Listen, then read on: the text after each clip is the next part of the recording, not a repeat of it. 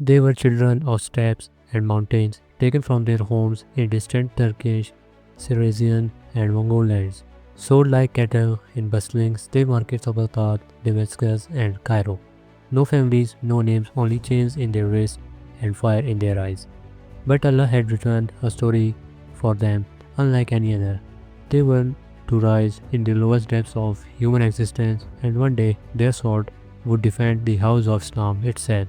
This is the story of Mamluks, the slaves who became saviors. In the 9th century, the Abbasid caliphs of Baghdad began recruiting these young captives. They brought them as boys before greed or ambition could corrupt them, and raised them under strict training. They learned swordsmanship, archery, horseback, mystery, and Quran by heart. Every day began dawn with prayer, followed by hours of training in armor and tactics. They were molded to obey, to protect, and fight with honor. What began as a slave army soon became an elite brotherhood, bound not by blood but by loyalty and faith.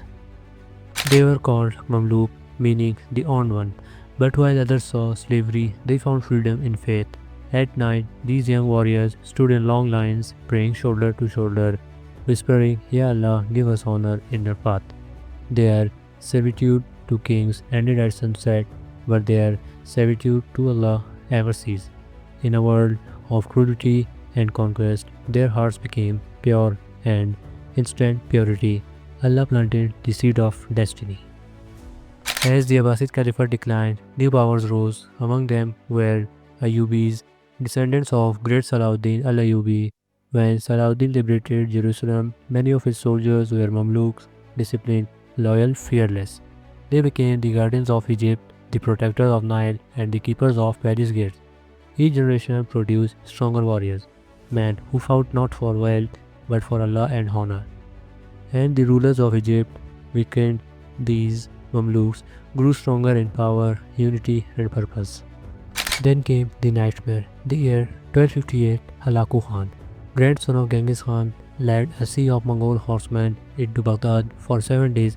Fire rained upon the city of knowledge. Libraries burned, millions of manuscripts gone forever.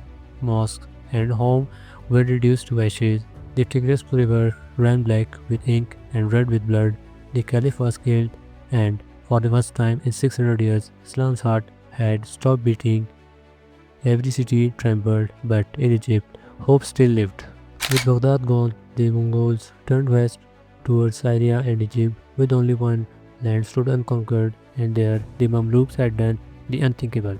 They had taken power in 1215 after the death of Sultan Turan Shah. The Mamluks rose a rebellion not for greed but to save the state from collapse. They established their own sultanate in Cairo, led first by Sultan Aybak and later by Saifuddin Qutuz. For the first time, slaves ruled Egypt, and instead of corruption, they brought order, building schools, fortresses, and justice system that would last centuries. The Mamluks did not inherit their power, they earned it. Any man could rise, no matter his origin, if he had courage and skill. Their bond was unlike any other, a brotherhood formed on the battlefield and sealed in prayer. They called each other Ikhwan, brothers in faith and arms. When they rode into war, they carried not flags of kings, but the banner of La ilaha illallah, and their discipline made them invincible. The world would soon witness the power of slaves who feared no one but Allah. In 1260, Halaku Khan's army swept through Syria like wildfire. City after city fell, Aleppo, Damascus, Homs, all crushed beneath Mongol hoofs. Then came the warning. Mongol envoys arrived in Cairo, delivering a letter dripping with arrogance, submit or be destroyed like Baghdad. Sultan Qutuz read the letter silently, then drew his sword and ordered the envoy's execution.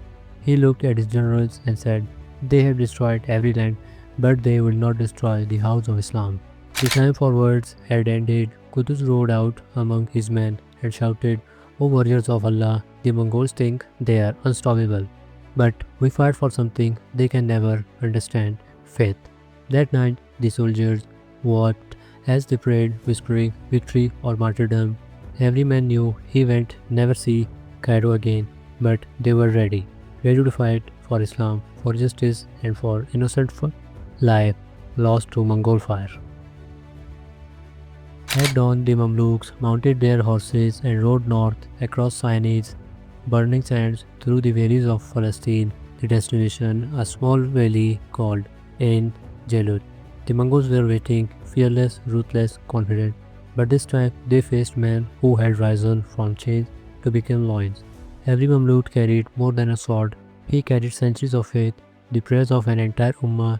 As the sun rose over the hills, the world held its breath. For in Ain Jalut, slaves would become saviors and history would be written.